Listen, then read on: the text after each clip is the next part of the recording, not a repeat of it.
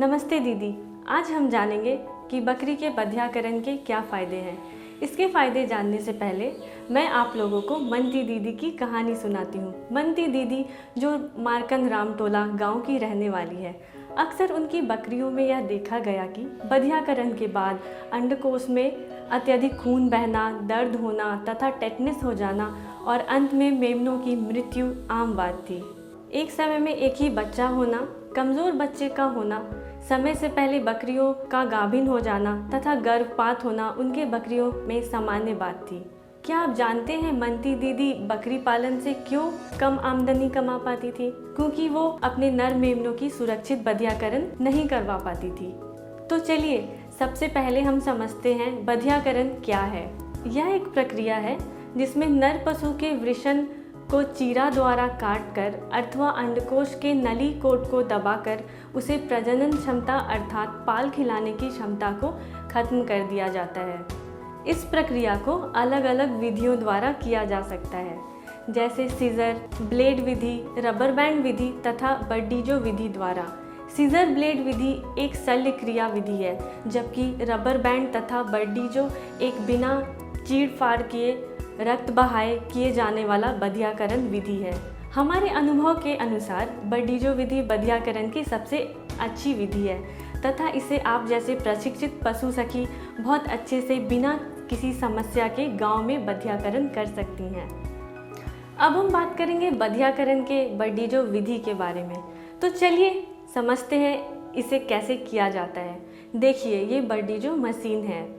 इसको अंडकोश की नली को दबाने के लिए उपयोग किया जाता है। दीदी, जब आप बकरी पालक से बात करती हैं तो उनको बता सकती हैं कि जब उनका नर मेमना 3 सप्ताह का हो जाए तो बधियाकरण के लिए पशु सखी को बुला सकती हैं या फिर सरकारी पशु चिकित्सालय में जाकर बधियाकरण करा सकती हैं। ध्यान रहे, बकरी पालक केवल बर्डीजो विधि से ही बधियाकरण कराएं।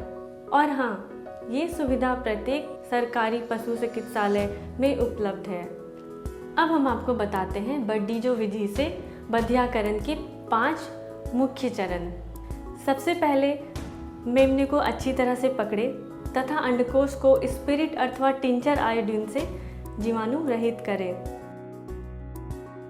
तत्पश्चात आप दोनों अंडकोश नली का स्थान निर्धारित करें तथा प्रत्येक को हाथों की उंगलियों से अवस्थित करें। सुनिश्चित कर लें कि अंडकोश नली बर्डीजो मशीन के दोनों जबड़ों के बीच में हो तथा अंडकोश नीचे और रूडिमेंट्री निपल ऊपर हो। एक बार सब कुछ व्यवस्थित हो जाए तो बर्डीजो मशीन के दोनों हाथों को जोर से दबाएं ताकि कोट दब जाए। ध्यान रहे, एक बार में एक ही कोट दबाएं। इस प्रक्रिया के बाद आपको अंडकोश के ऊपर दोनों तरफ निशान दिखाई देंगे। एक दिन पशु थोड़ा थका तथा चलने फिरने में कमजोरी महसूस कर सकता है। आप बकरी पालक को सलाह दें कि बकरी को चलने फिरने के लिए प्रेरित करें। आप बकरी पालक को बता सकते हैं कि पहले अंडकोश में थोड़ा सूजन हो सकता है, परंतु कुछ सप्ताह के बाद सूख कर निष्क्रिय होकर छोटा गांठ के रूप में दिखेगा। क्यों दीदी, बहुत ही सरल और आसान तरीका है ना ये। तो अब हम आपको बधियाकरण के फायदे बताना चाहूँगी।